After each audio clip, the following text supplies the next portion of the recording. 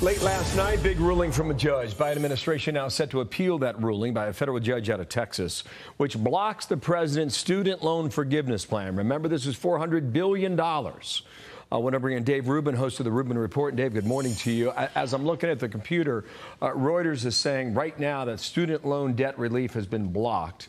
That's according to one of these aid websites that is up and running here. Dave, this is stunning. You had 26 million borrowers apply.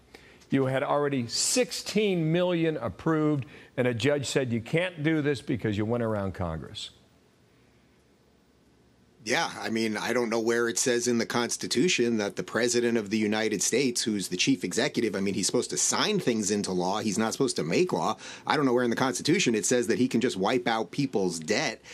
You know, I have a mortgage. I'm guessing you probably have a mortgage, Bill. Can Biden just wipe out our mortgages with the stroke of a pen? That would be very nice. So I tend to think that this federal judge from Texas is correct. And, you know, the real issue here is that the Democrats, really all they have left is to keep, quote unquote, giving to people. Of course, it's not really giving because it's not Joe Biden's money. It's our tax dollars to pay off other people's debts. No one's forced to go into debt. No one is forced to go to a four-year college. And, you know, especially because now colleges, you know, you go to a place like Syracuse University, I'm just picking one off the top of my head, it's something like $60 grand a year. So you walk out of there, you're $240,000 in debt. And have you learned anything? And are you equipped to go out into the workforce? I get why the young people are upset that they're not going to get the relief, at least at the moment. But it doesn't make it right to just wipe out other people's debt. There's plenty of good people who have paid off their debt, myself included. Yeah, where was this idea when I was coming out of college? Man, exactly. Use a hand up, man. Believe me, you don't know. The White House is saying this is all extreme Republican special interests in charge here, pushing for this. Here's what the judge said. In this country, we're not ruled by an all-powerful executive with a pen and a phone. Instead, we're ruled by a constitution that provides for three distinct and independent branches of government.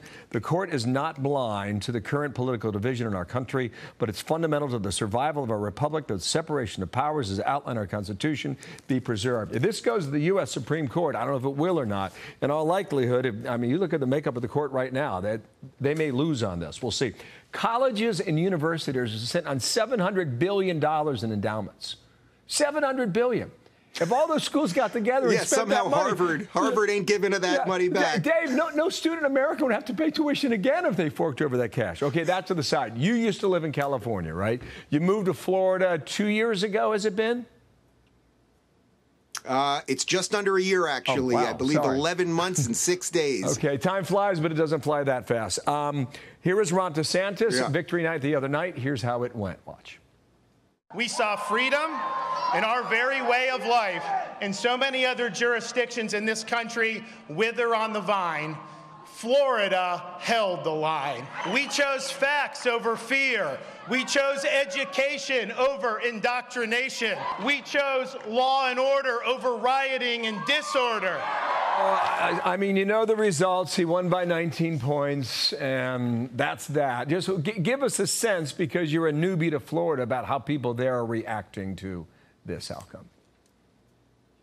Oh, man, it's off the charts. I was actually broadcasting that night about 100 feet away from the stage. The energy in that room was unbelievable. But really what's happening here in Florida with this 20-point win is that people have just said enough of the woke stuff, enough of, you know, encroaching on our children and taking more of our tax dollars and everything else. How about competent governance? And that is what we have done here at every single level, including, let's not forget, Bill, just about 6 weeks ago, we had one of the worst hurricanes in the history of the United States, and the rebuild there, including the Sanibel Causeway and the Pine Island Bridge, was almost immediate. I met a contractor that just 2 nights ago at the DeSantis event who was doing some work on it. He said that if the federal government had gotten involved, it would have taken them 2 years. It basically took them 2 weeks. There is such incredible energy in this state right now. They're building houses everywhere. They're redoing roads. You know, people obviously don't have state income tax. There is a feeling that our education system will work better because we're pushing the woke stuff out. DeSantis is basically doing exactly what everyone asks politicians to do. Give us the room to live our lives as we see fit, and then pick those brief moments where the government has to do something. He's doing it brilliantly well, and I think that was the best speech he has ever given. He's stepping into the moment, and that's why he's getting so many attacks, by the way, at the moment, because people are realizing this is the real deal.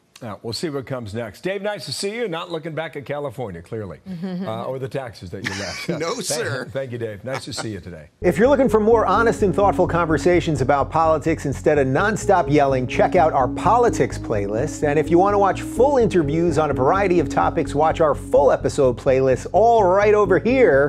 And to get notified of all future videos, be sure to subscribe and click the notification bell.